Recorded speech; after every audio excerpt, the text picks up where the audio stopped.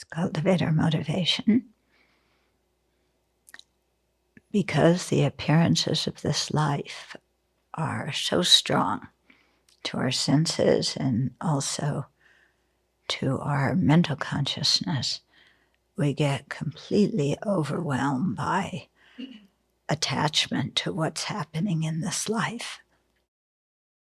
And that attachment brings upset, anger, when we don't get what we want. And yet our lives are limited in length. And when we die, all the things that we think are so crucial in this life, that I have this and I have that and everything is 100% fair, meaning I have a better deal than everybody else. None of that comes with us. The only thing that comes with is the mental habits and the karma that we have created from seeking out those things, from trying to procure and then to protect what we think will make us happy. So we get all tangled up in our push and pull with external people and external things. And we forget about the state of our minds.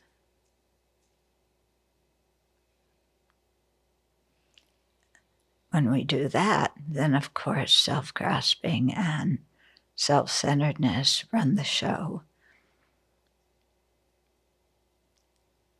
We create karma under their influence. That comes with us to our next life. All the things that we were trying to procure and protect stay here.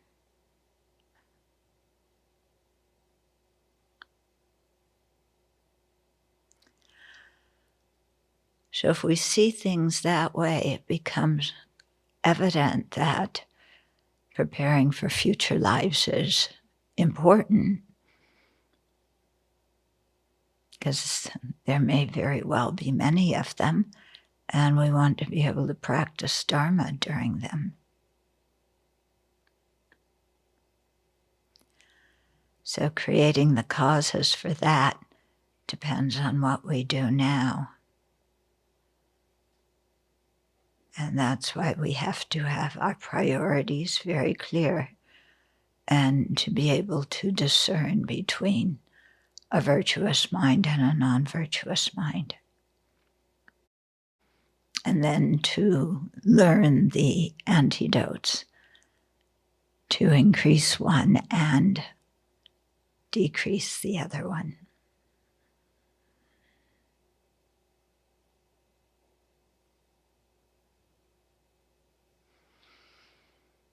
So with a long-term goal of attaining Buddhahood for the benefit of sentient beings, then let's, in this day, create more causes, not only for Buddhahood, but for a good rebirth, so that we can continue practicing.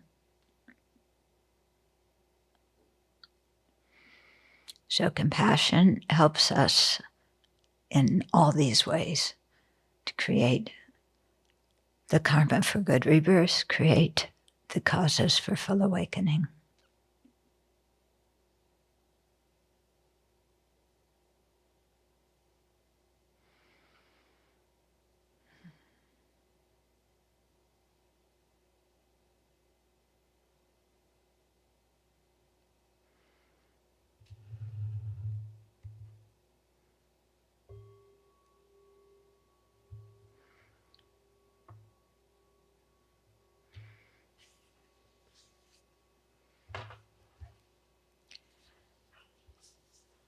I think also one of the very immediate results of generating compassion is that you're in a good mood. Yeah? So I think when you're not in a good mood, if you do those meditations, thinking about the kindness of others and how we exist dependent on them and so on, then our minds become quite happy. Whereas when we don't have compassion and our mind is critical and judgmental and complaining and seeing ourselves as a victim and the world is unfair and on and on and on, then we're really quite miserable. So compassion isn't whitewashing the pain in the world. It's a different way of relating to it than our old dysfunctional way of relating to pain and suffering. Make sense? Anyway, try it. Yeah, next time you're in a bad mood, maybe that's right now. Yeah, then try thinking about the kindness of others and cultivating a sense of closeness to them and compassion for them. Okay, so I want to finish that one talk that Lama gave yesterday. He talked about love.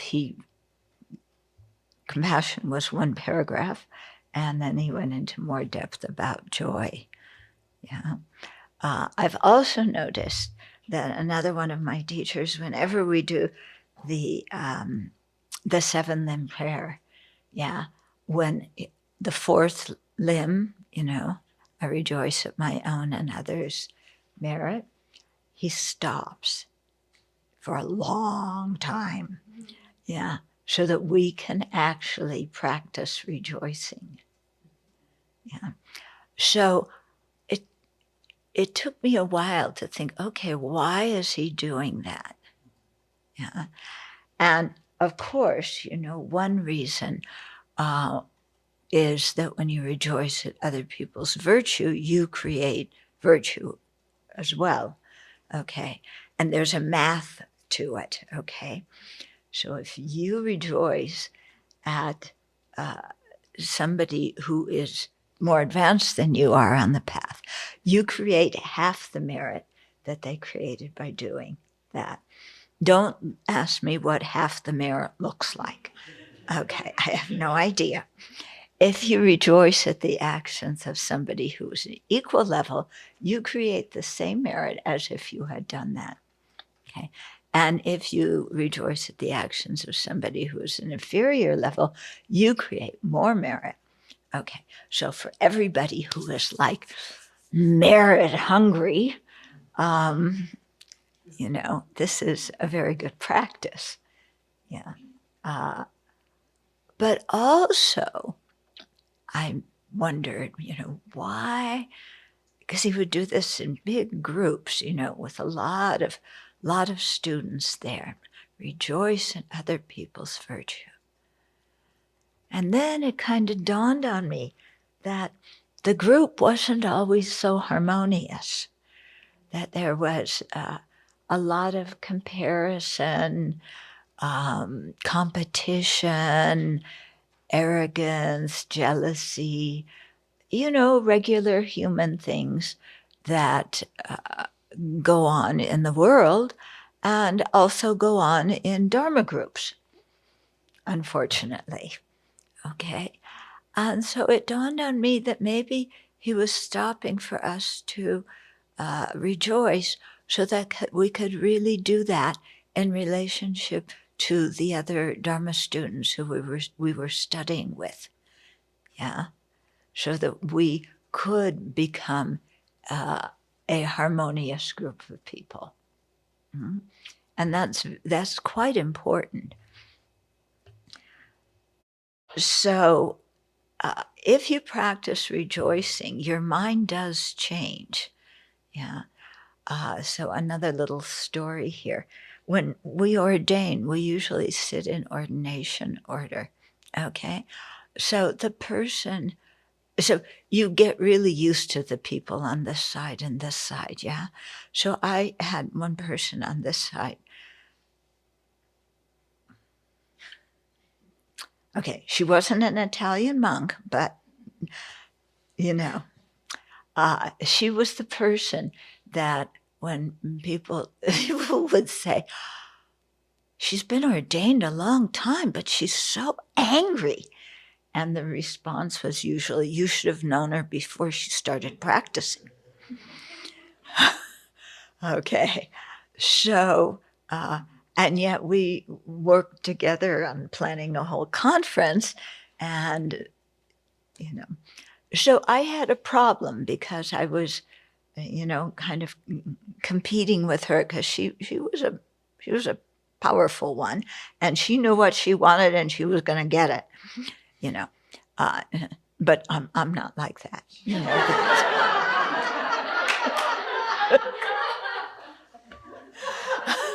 yeah, you know that I'm very, lackadaisical, and whatever people want, I say yes. So I'm a real pushover, not like her.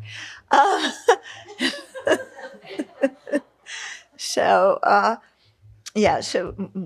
we had some problems, and then the people up the line, I was jealous of them also. Okay, because most of them knew Tibetan, and I never managed to learn Tibetan. And I tried so hard, and studying here and studying there. And when I had a visa, I didn't have a teacher. And when I had a teacher, I didn't have a visa. And when I had a visa and a teacher, I was sick. So that's my excuse for never learning Tibetan. But I was very jealous of the people who knew Tibetan, because they could go right in and talk to our teachers directly, and I couldn't do that. So I would look up the line, and what color do you turn with jealousy? Green. Some people say green, some people say red. Red is anger, yeah, but jealousy is a subsidiary of anger. Yeah, they have. Maybe you have Christmas colors for both.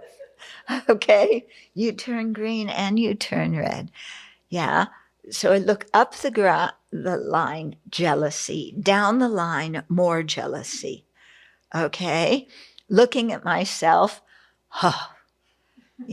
competition. I was quite miserable. Okay. So there is something quite important to the practice of rejoicing, because it is a very direct antidote to jealousy. Of course, it's the last thing you want to do when you're comparing yourself to others and you think somebody's better than you. You don't want to rejoice. You want to find something to pick at, to bring them down to your own level. Okay? But that's that's a pretty nasty, miserable mind, isn't it? Yeah, to always be looking at something to pick on in other people. Whereas if we could stop the competition and just rejoice at the goodness in the world, we would have a very different attitude. Okay, so I think jealousy is kind of, it's something we really create for ourselves, and it's miserable. And I also think it's good to be wise. If you're going to be jealous, be careful about who you're jealous of, because you may get what they have and become like them. And then you'll see the misery, the dukkha that they have. And you'll want to be free of that. You know, as they say, be careful what you want because you might get it. You know, when we're jealous of somebody, their situation seems perfect and ours is like, bleh. So we want to be like them, and then we get all the problems they have. Yeah, which we don't see when we're jealous of them. Okay. So that's why I am not a fan of competition. Yeah. His Holiness talks about competing with yourself to do better. Yeah. But there's something for me just about competition that means there's a winner and a loser. And I'd rather not see people as winners and losers, or to see myself as a winner or loser. Yeah, because that kind of gradation of people is, I don't know, not so nice.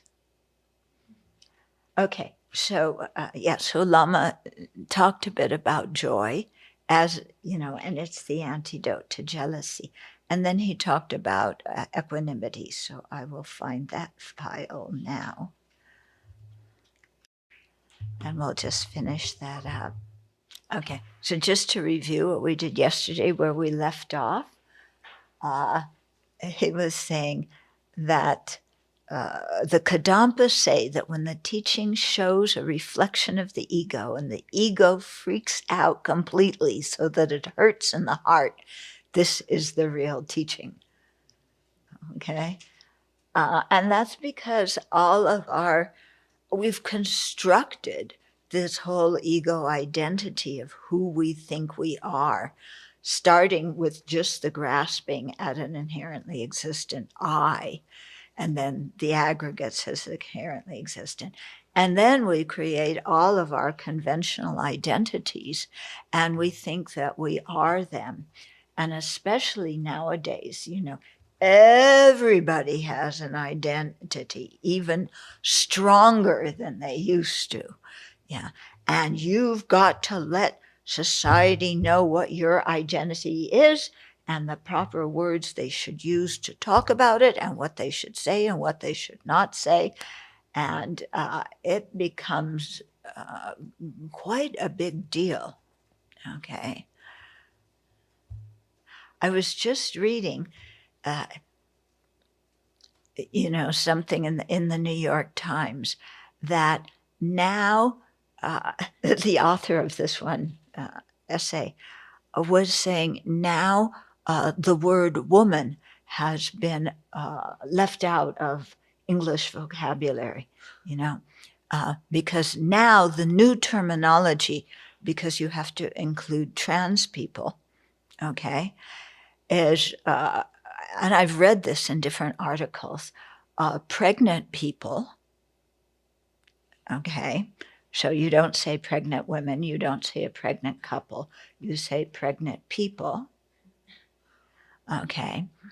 And for women in general, you say menstruating bodies, or you say bodies with vaginas. Those are the new terms.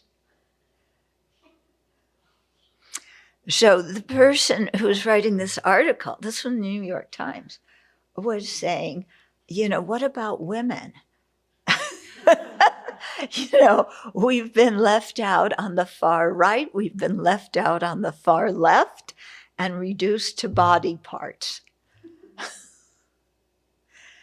Okay, so it was interesting to read this, but at the end I thought this is another, clinging to identities. You've got to use the right word to talk to me. Otherwise, you're biased and discriminating, and, you just see me as a body part. Which may or may not be true through some people's eyes, but who wants to go around adopting somebody else's definition of who you are? Yeah. Anyway, when our identities are hit by the Dharma, we freak out, and this whole thing, you're not calling me by the right term. You're excluding me. I don't belong. Yeah. I was just also asked to be a reviewer or a commentator. I'm not quite clear on it. Some people want to rewrite the stories of the major religions to be more inclusive of people and to update them. Okay, so on one hand, it's interesting. On the other hand, we want to update, we want to rewrite the stories that have been part of the tradition for 2,500 years. Yeah. To me, I'm going to write this back to them, that, to me, how can you rewrite a story like that? I can see, as we do very often, we'll take a story and we will apply it to how it would look nowadays, and it turns out quite funny, but also quite realistic in a way. So seeing things in that way, to me, that's okay. But to rewrite a story, how did I get off on this? It has to do with identities. Yeah. So that's what it is. It's like we need stories that talk about our present situation. And I can understand that. But what about taking the old stories and writing your own version instead of rewriting them? I think what I'm objecting to is rewriting, implying that the old stories weren't good enough.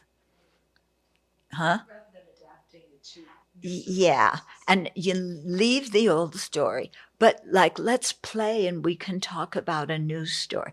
I mean, often in the EML, I do this, talk about the, how the Buddha, snuck out without his parents knowing, and how we used to do that, when we were young. And then how we saw all sorts of things that our parents didn't want us to see because we were supposed to do exactly what the family line was. And so it's the Buddha's story, but we talk about it, how it relates to our life. But I don't see that as rewriting the Buddha's story, because it doesn't speak to people these days. Yeah. So the key concept, what I'm trying to get across here, is how we hang on to our identities, because it's that hanging on to our present identity that then we want everything to reflect my identity, so that I am seen everywhere. Okay. And some people, I think, will get quite mad when I talk like this. Yeah, because identity politics is quite the thing now. I'm not saying that we don't have identities. I'm not saying to overlook yourself or overlook others. What I'm saying is, when we exaggerate the importance of conventional identities and solidify them, then we're creating boxes that we put ourselves in and that we put other people in. And those boxes can get quite concrete sometimes, and they become a prison for us.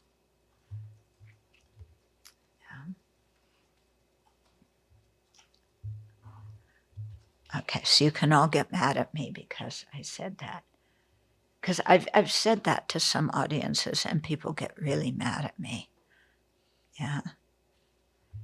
I was, Geshe-la, you'll appreciate this one. I was asked to speak at one Dharma center about women in the Dharma, and like that. So I started talking about identities and how we cling to identities. And then in the Q&A session, somebody said, okay, who do you want to be like? Who's your role model? And I said, His Holiness the Dalai Lama. And they all went, oh, you were supposed to say Tara. You know, how dare I say a man is my role model? You know, Tara should be. You know, I don't judge my role models by the shape of their bodies, okay? You know, it's not that His Holiness is better than Tara or Tara is better than His Holiness, but His Holiness is, you know, I've met him face to face. Tara, you know, just lots of visualizations, but, you know, no visions. Yeah. But people, oh, they were really mad at me because of that. Isn't that interesting? You know? So, yeah, because they had an idea of if you are a woman, you should have Tara as your role model. If not Tara, then Vajrayogini, then Machiklaptran. Okay? But, huh? Mahaprajapati. Yeah. But you can't have a man as your role model. Ridiculous, isn't it?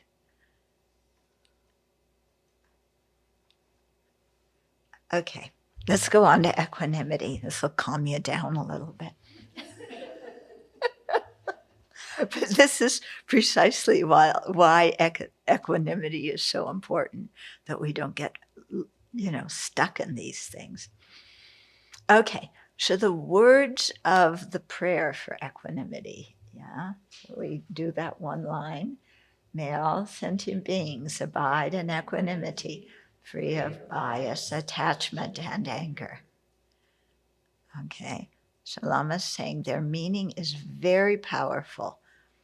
You want to release all mother sentient beings from holding some close with desire and pushing others back with hatred. You want to make all beings, including yourself, achieve equanimity, the state of release from these extremes. People are now saying equity. I don't know, but somehow in the social action dialogue, people are saying equity instead of equanimity. I'm not quite sure on the difference between the two. Equanimity is what the Buddha's talking about here. Yeah, what's equity? Yeah, one of you? Yeah. When I was working in public health in New Zealand, equity is about giving people the resources that they need so that they can achieve the same state. So it's that they give the analogy of two people trying to look over a fence. One person might be tall, they don't need a stepladder. The other person's quite short, so then you need to give them a step stool. In terms of other people, like sometimes in New Zealand, like in the indigenous population or others disadvantaged or discriminated against groups, they need more help to be able to achieve the same social economic opportunities, educational opportunities. So it's not giving people the same thing. It's not treating them the same, actually. It's giving them what they... Yeah, whereas equanimity is in evenness, so equity is different. Okay. Yeah. I've never heard the term equanimity used when it comes to social equality. That's actually a word that most people don't hear at all. Okay. Yeah. Okay, so we're just talking two different vocab. Well, equity is goods and resources. Equanimity is a characteristic. Not a characteristic, but equanimity. It's a quality. Okay. Here in Buddhism, we're talking about it as an attitude towards other sentient beings. Yeah, I bring that up because, you know, again, people pointed out to me that sometimes my vocabulary is not up to speed. You know, what do you expect from a boomer? Yeah. Okay. So you want to release all mother sentient beings from holding some close with desire and pushing others back with hatred. Why do you want to do that? People think holding some beings close with desire is happiness. Yeah, that it's what gives structure to society. If we didn't have that, then people wouldn't care about each other at all. There wouldn't be small units of people taking care of each other. And, parents would abandon children. And why should we have equanimity for everybody? Yeah. Also, they say, well, but, having the people you're close to, that brings you much joy and much happiness. If you felt equanimous to everybody, everything would be so boring. Okay. So you might think that or have heard other people say it. The assumption underlying that, okay, a few assumptions. One is that desire brings happiness. Attachment brings happiness. So then you have to investigate that. Here's where applying our intelligence is important. That's why we're praying to Manjushri to have some intelligence. Is it true that attachment brings happiness? And then you examine your life and all the times you've had attachment. And at the beginning, there's happiness and there's security. But is the relationship always happy with the people you're attached to? Anybody here had a relationship with anybody, parent, child, even your pet frog, where you're always happy? Okay, so that assumption is wrong. The other assumption is that if you don't have attachment and aversion or hatred, anger, if you don't have those two, then your life is totally boring and you're indifferent like a zombie. Okay, I don't know if zombies are indifferent, but anyway. Is that true, that if you lack attachment and hatred, your life is boring? Yeah. Is it true that that if you're not equanimous, you just are indifferent to everybody? Yeah. Do you think the Buddha's indifferent to all sentient beings? He generated great compassion so that then he could be indifferent. No, that's not it. Okay. So we have to really understand what equanimity is. And equanimity here is an openness of the mind, that is lacking in this judgment. And if we look, what's at the center of this judgment? Yeah. Who's at the center of the judgment? Me. If you're nice to me, you're my friend, I'm attached. If you're mean to me, you're an enemy, I don't like you. Okay, so it's based completely on how people relate to us, as if the whole rest of their life doesn't count. Yeah, that's not very fair to people. Yeah, so here with equanimity, we're really trying to broaden the mind and see that everybody's been kind at one time or another. Yeah, everybody's been mean at one time or another too, because we're talking about beginningless time. So instead of judging people on the basis of how they relate to me, the all-important me, we see them as sentient beings, equally wanting happiness and not suffering, equally being kind, and so on. So it's a very different state of mind that is not indifferent, because you have been thinking about their kindness, to overcome the antipathy you have towards them. So there's a certain kind of openness, and there's an Italian word, disponibile, which is, there's not an English word that I've come across, but anyway, it's a feeling of kind of closeness to others, but not any kind of grasping, just a respectful closeness, maybe. It's not a very good translation. Anyway, okay. So you want to release all mother sentient beings from holding some close with desire and pushing others back with hatred. You want to make all beings, including yourself, achieve equanimity, the state of release from these extremes. You take responsibility to lead all mother sentient beings to that realization of equanimity, and you request the blessings of Guru Manjushri to be able to do this. Okay?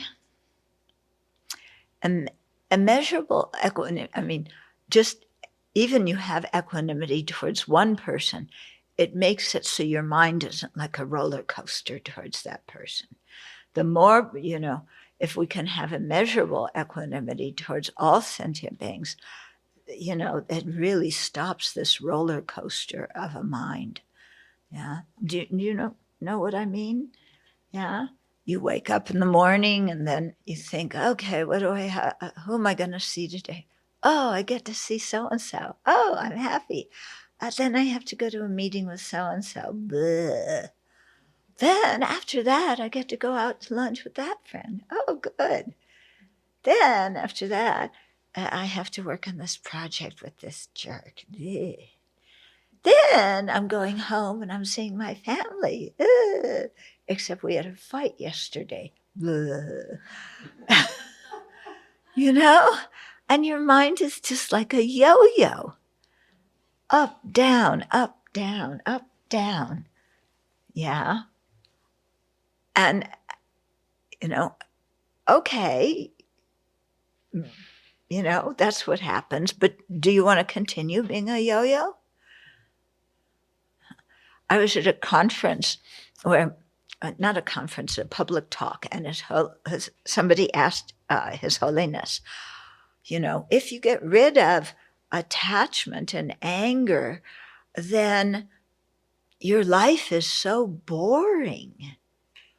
You need the attachment to make you happy.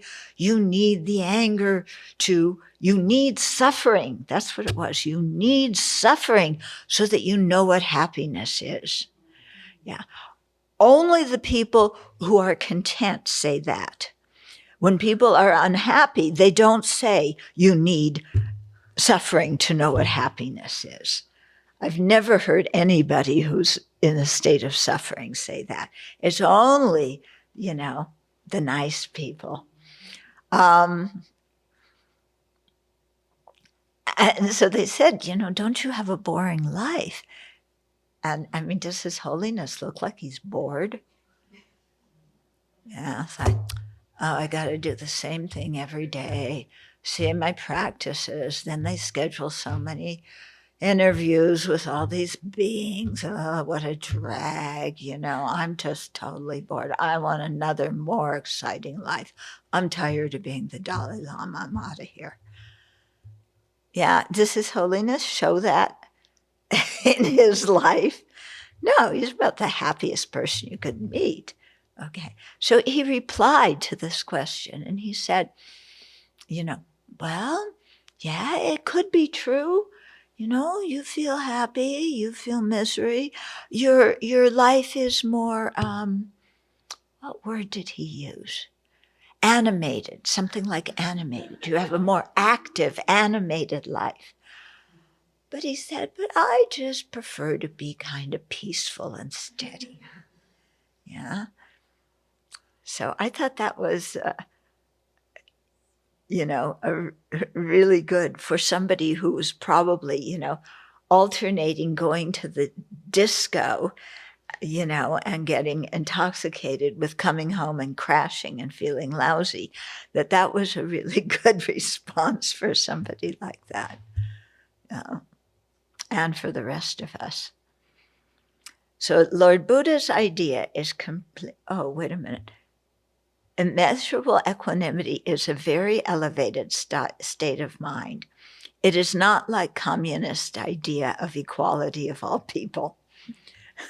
Lord Buddha's idea is completely different, but communism takes Lord Buddha's idea into politics. This is interesting for me. They take many profound religious philosophies into the bathroom to use.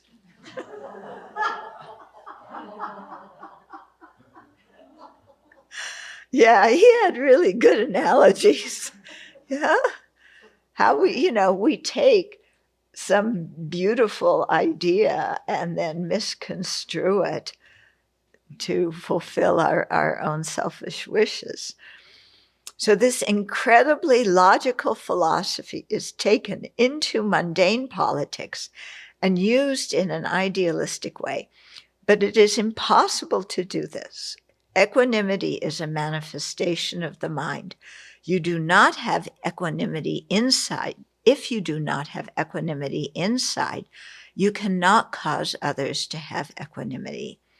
If it is not part of you, it can never become part of human beings. It is just false. Yeah. So we may talk a lot about equanimity, but actions speak louder than words. So we have to look at our lives and are we acting with equanimity, or do we play favorites? Yeah. You should not be confused by this type of false ideology, like taking the Buddhist idea of equanimity and making it into a political thing, justifying communism. Yeah. Yeah, especially how communism manifested, both in Russia and China, it manifested differently, but the suffering was amazing in both countries. Okay.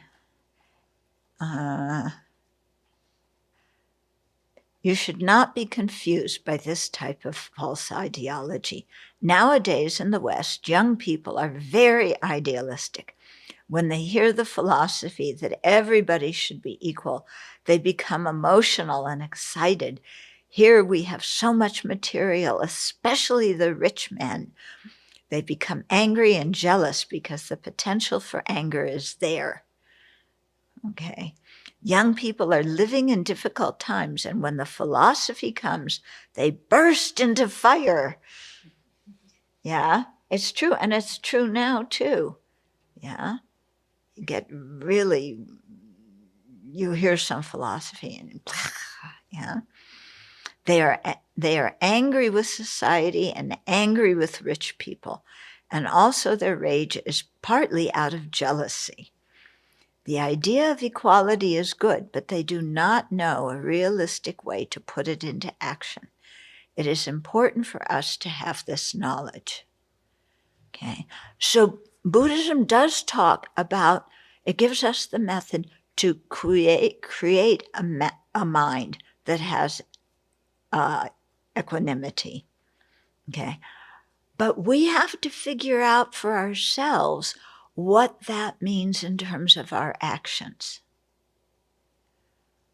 Okay, because some people, I've seen with Westerners, equanimity, what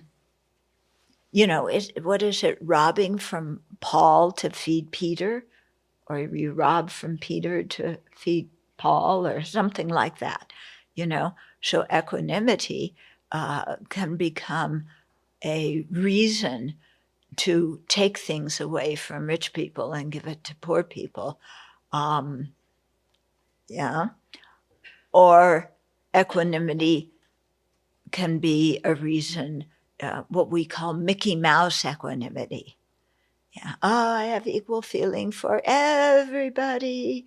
So you are the one who's managing the monastery's finances. So, these people come in and they're broke. So you give some to this person, give some to that person. And then suddenly the monastery's coffers are empty, and that's called equanimity. Yeah. Okay. So or like Lama gave the example yesterday in what he was saying, you feel equanimity. So yeah, I sleep with everybody because, I have no preferences here. It really gets to be quite ridiculous. So the thing is that we live in a society where, there's conventional customs. Not all conventional customs are good, but some are, and some are worthwhile. And being polite is one of those, whatever polite looks like in a particular culture, it's good to follow that. So we treat people differently according to what our roles are in society. We are not our roles, okay? Our role is just a role that we are in temporarily. But when we're in that role, then there's certain ways that, the custom is for you to act. Okay, so if you're the manager of a project, yeah, you should manage the project, That doesn't mean you're a dictator, but it doesn't mean, if you just come in and you're with a team and you just say, I don't know what this is all about. How are we going to do this? That's not suitable if you've been given a certain position and responsibility. Okay? And equanimity isn't, you have a 2-year-old. Well, you give a 20-year-old matches, so you might as well give your 2-year-old matches too. You're having equanimity. Yeah, you want to give a 2-year-old matches to play with? So, we still have to follow a certain conventional way of acting, of etiquette and being polite, but in turn, inside of ourselves, we have an attitude that doesn't play favorites towards people and doesn't block anybody out. Does that make sense? Yeah. It's easy to hear, but to really think in your own life, how am I going to act with equanimity? Yeah, in these different situations. Yeah. How am I going to cultivate equanimity in my heart? And then how am I going to act with it? Okay. The idea of equality is knowledge, but the wisdom knowing how to achieve it is something else. So he's differentiating between knowledge and wisdom here. With knowledge alone, it is difficult to put the idea into action. Even the communist Chinese have degrees of living standards in their own society. Professors live at a certain standard, then the soldiers, then the middle class. Okay, so there's an idea about equanimity, but communism hasn't attained any kind of equality there. So it is different. It is dangerous for you to think, I learned from Lama about egoless. Buddhism teaches egoless. Oh, fantastic, incredibly good idea. And then you go into society in London and make everybody agitated and crazy. You should not interpret it this way. I am not being political. I am giving this example because if we are confused, it can be dangerous. Okay, so we take a Buddhist idea, we twist it in some way to make it validate something that we believe. And then we try and spread it, and it creates confusion. So this is why I say do not take this profound philosophy that should be practiced at the level of consciousness and try to make it an external thing. So we're practicing equanimity in our mind, but that doesn't mean we go through society, completely turning everything upside down, trying to make everybody equal. Because, we make everybody equal. Everybody has the same thing, but not everybody wants the same thing. Yeah. So is that equality? Everybody has the same thing, but not everybody wants what they were given. Okay. Having the equanimity thought towards all universal sentient beings releases one from agitation, because if the consciousness is not fundamentally in equanimity, in equilibrium, but is an extreme neurotic view, then it will be impossible to integrate one-pointed conscious energy into the yoga practice. Okay, so he's saying that if we don't have equanimity towards sentient beings, then our consciousness is very agitated. I like this one. I don't like that one. I want to get this for this person I like. I want to, deny the person I can't stand any happiness. So the mind is really agitated. And with that kind of mind, there's no way to settle the mind into the concentration that you need for practice. The extreme mind is difficult. Tell me about it. Anybody here have an extreme mind? Yeah? We are this extreme, then we're that extreme. One of Lord Buddha's brothers was running with ladies day and night with unbelievable lust. This was, I think, his cousin, Nanda. Yeah? Impossible. But Lord Buddha had a solution for his brother's completely hallucinating extreme lust. He could not give teachings directly because it would be like the situation where I am at a nightclub having a good time with 20 girls, drinking and dancing, and somebody comes and says, "Here, listen to the Dharma."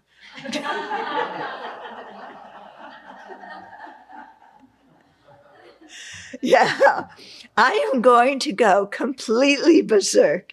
It is impossible to change at that time. If Lord Buddha comes and explains, your mind is going that way, I will say, I don't want to hear it. Come on, leave me alone. Okay. So you have to have the right time to teach something or to just even to say something. And also you need to know the appropriate thing to say at any particular time. You can't just have a great idea and then, like he said, go in the nightclub and start proselytizing and converting people. It's just not going to work. Okay. But this is what the people, I've met a number of people who they start Dharma and it's really good and I want to take precepts. The first 4 precepts, I don't want to take the 5th precept. This is the 5th precept is the sticky point for most people. Okay. No, I'm not an alcoholic. I'm not just drugging all the time. But there's just social situations where it's nice to have just a little sip of something, because if I turn down a drink, people will think I'm very prudish. And then they'll look down on Buddhism for being prudish, because you can't even have any little bit of alcohol. So you see, for the benefit of Buddhism, to give non-Buddhists the right idea of Buddhism, I'm not going to take the fifth precept. And anyway, all my old friends, where am I going to see them? It's not in church. I've got to drink and drug with them, because that's what we all used to do together before. And, that's how I spend time with them. And while we're drinking and drugging, I'll tell them about the Dharma. I cannot tell you how many times I have heard that. Yeah. And I kind of go, you really expect me to believe that? I don't say that, of course, but that's what I'm thinking. Okay. So, that this is what we often do, how we, we rationalize, we justify, we make excuses. And if you try and do that with your old friends, when you're all like, or you're all, hallucinating about something, what are your old friends going to do? Oh, yeah, I'm on psilocybin now, or what's the new thing? Ayahuasca. I'm on ayahuasca now. It's supposed to give me insight about death. So please teach me Buddhist meditation on death. And then, you who have taken ayahuasca with your friend now have the perfect opportunity to teach them the Dharma, because ayahuasca is supposed to, everybody says it takes you through some death experience. Oh, so now I get to teach them, all about the death meditation. So the first point is,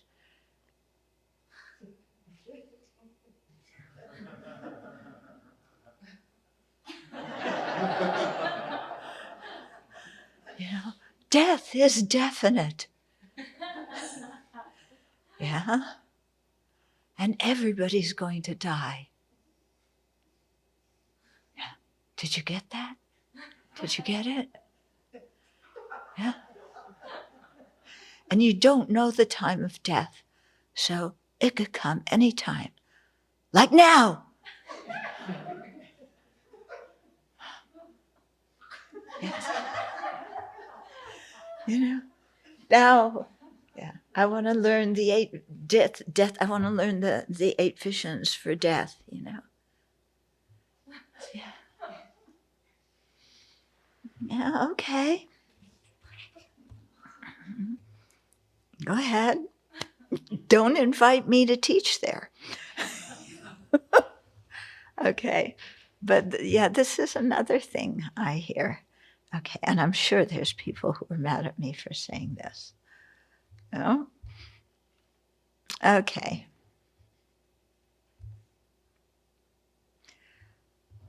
Okay. So with great skill, Lord Buddha took his brother to a place that was incredibly miserable. And when his brother saw this place, he asked, wow, what happened to this miserable environment? There was a huge pot with someone making a fire under it, and another person was asking, what is going to happen in this pot? The person making the fire said, in the human world, Shakyamuni Buddha's brother is day and night intoxicated by a lustful mind, and when he dies, he will be reborn in this pot. So the brother freaked out. Seeing this miserable situation and hearing that conversation made him incredibly sensitive and aware. He was so shocked by the experience that he sat thinking and thinking, not even eating or drinking. Then, again with great skill, Lord Buddha showed his brother an incredibly beautiful environment, and his mind gained some balance. He was neither extremely upset nor extremely happy. His mind was free from extreme hallucinations, and there was space. So then Buddha gave him teachings, and then went palm in his mind. Suddenly he became an arhat and gained release from his ego. That really happened. So it is necessary to practice the Yoga Tantra method with a mind that has strong, fundamental equilibrium. For our mind to be controlled and put in one direction, it has to be made ready by attaining the state of equanimity. Yeah, so if you're all the way to this extreme, it's going to be hard to get to that one. The experience of equanimity itself, equal feeling towards all universal living beings, is blissful because the dualistic, extreme, unbalanced, unequaled mind is painful. If somebody puts a nail into your body, it is painful. Similarly, the extreme mind prevents the blissful, peaceful state of consciousness. Yeah, so think of when your mind is extreme. Yeah. Have you ever been extremely depressed? Your whole vision of the world is like, blah, there's nothing here. Yeah, you think that's reality. Is it reality? Yeah, it's an extreme mind, isn't it? Yeah. If you think, oh, I'm so special and everything wonderful is going to happen to me, I'm entitled to everything, then that's also extreme. Yeah. Okay, so to be on the lookout for the extreme mind. Yeah. If only I had this relationship, then everything would be perfect. Yeah. If only this person said these words to me, then I would completely forgive them and all my anger would be gone. Yeah. Will anger that we've been nurturing for decades disappear because somebody says a few words? I don't know. Okay. The extreme mind prevents the blissful, peaceful state of consciousness. Okay, so that's the end of that talk. Just the last sentence. As it is explained in the graduated path, if you do not have equanimity, you are like a rocky mountain. Without removing the rocks, you cannot plant seeds to grow. Without the realization of equanimity as the foundation, it is impossible to have love, compassion, and joy. Okay, so this is talking about from the Mahayana viewpoint where you want to develop love, compassion, and joy towards all sentient beings. Okay, if you want to just develop metta towards one or two or, a few sentient beings, you don't need that kind of equilibrium.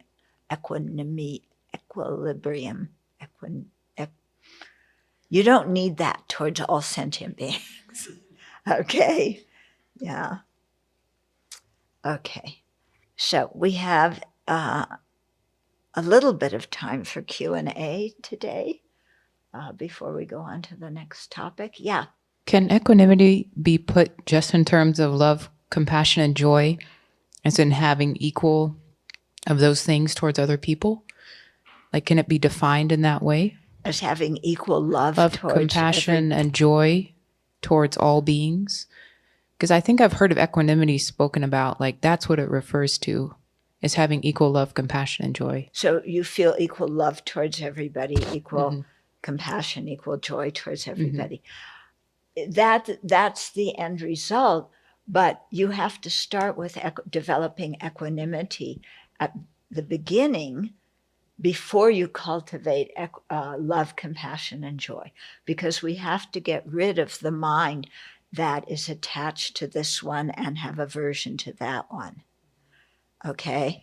So that evening out of the playing field is what gives our mind space to develop the love, compassion, and joy towards all beings. Yeah, because, how are you going to have equal love towards all beings if you can't stand some people and you think other people are fantastic? So you have to reduce your attachment and anger first Yeah. before you can cultivate the other three immeasurables towards everyone. You can meditate on the other three immeasurables, but your meditation will bear much more, will bring something more if you have the equanimity first. Okay. It's like you want to decorate a room, but the room's filled with garbage. So you can bring in all the nice things to decorate it, but if you don't take out the garbage first. I was reviewing Yeshe Tabke's teachings on equanimity, and I was just a kind of a clarifying approach, I think, because he talked that equanimity must follow the ability to generate loving kindness. Must what? It says equanimity must follow the ability to generate loving kindness. So he talked for a bit about the importance of being able to cultivate loving kindness. There was a question about this. And he went back and said, yes, it's very important to do the practice of loving kindness for equanimity. And then he went on to say, you must habituate yourself towards loving kindness as often as possible to develop equanimity. I don't understand. Do you have any idea? I mean, I just wonder how it was interesting, the order. He was teaching Kamala Shila's middle stages of meditation when he said that. The stages of the path. I think, my 2 cents here, just making guess. My 2 cents here, just making guess, because I haven't seen that particular teaching, nor was I listening to it. There could be some translation things in terms of followed by, follow. There's a big difference there. Or else there is a distinction, or else the distinction between what we usually make between the so-called equanimity in the practice of the 7-point cause and effect in instruction, and that of equalizing and exchanging. Oh, yeah. Yeah. So Confusing equalizing those. and exchanging, that is definitely following compassion, in that it is meant to enhance the compassion. So that, in that context, the so-called equalizing, which sounds similar to that of equanimity, may have been mistaken for each other. Venerable, how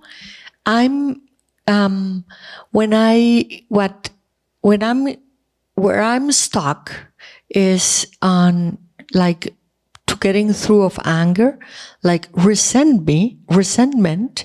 I found out that in my case, it's like a defense mechanism. Like in order to avoid being hurt or being in trouble again or whatever. So I've tried, what's your advice on that not to be stuck there? Okay. So there's a feeling of vulnerability that, you're afraid somebody could hurt you again. And so as a protection method, you're saying that you get stuck in terms of you don't want to release the resentment because that would make you open to other people's anger and blame and so forth. Yeah. So what's the antidote to that? Okay. So when we trace back that aversion to hearing unkind words, there's also behind that aversion is an attachment to reputation, an attachment to hearing sweet, ego-pleasing words, an attachment to praise and approval. Yeah. So you want people to look at you in one way and speak to you in another way. Yeah. And you're seeing resentment as something that's going to protect you from them trashing you or being cruel or something like that. Because if you have resentment, if you have anger, then you're like, you're holding them at a distance. They can't touch me. Yeah. But when we have that kind of reaction to others, we are still very captivated by those people in the sense that, we're clinging on to this emotion towards them, and it's influencing our behavior in an adverse way because we're like this all the time with people. Yeah. If we're able to decrease our attachment to reputation, to approval, to praise, the more we can reduce that attachment, the more we reduce the aversion to hearing the kind of words that we don't like. And for me, when I look into this issue, like what's going on is, I don't know how to evaluate myself. I'm out of touch with myself. I don't have a realistic view of myself. So I'm looking for other people to tell me I'm okay. Yeah. And if other people tell me I'm wonderful and I'm good and I'm this and that, then that means I really am like that. And I feel like, okay, I'm somebody, I'm valued, I'm loved, I'm cherished, I'm important. And then if the next person comes around along and says, you jerk, and you messed up this and you messed up that, again, because I can't correctly evaluate my own state of mind and my own actions, I believe them, and then I go to, I'm so depressed, I must be really awful like this person said I am. So my whole self-esteem is this yo-yo thing. You praise me and I feel good about myself. You blame me, I feel bad about myself, and then praise me, I'm bad, and And the whole thing is because I'm not in touch with myself. And by in touch with myself, what I mean is looking at our own mind and being able to identify the different mental states that are there. You've studied the text Low Rig, and so you know about what are virtuous mental states, what are non-virtuous ones. You can begin to identify them in your mind, and then you can learn the antidotes to them, and you apply the antidotes. And when you can do that, then you're not so, you can see yourself more clearly. You know your faults, but you also know you can apply an antidote to them. You know your good qualities, but you also know that there's nothing to get super excited and arrogant about either. Okay? And so, so your mind is more balanced.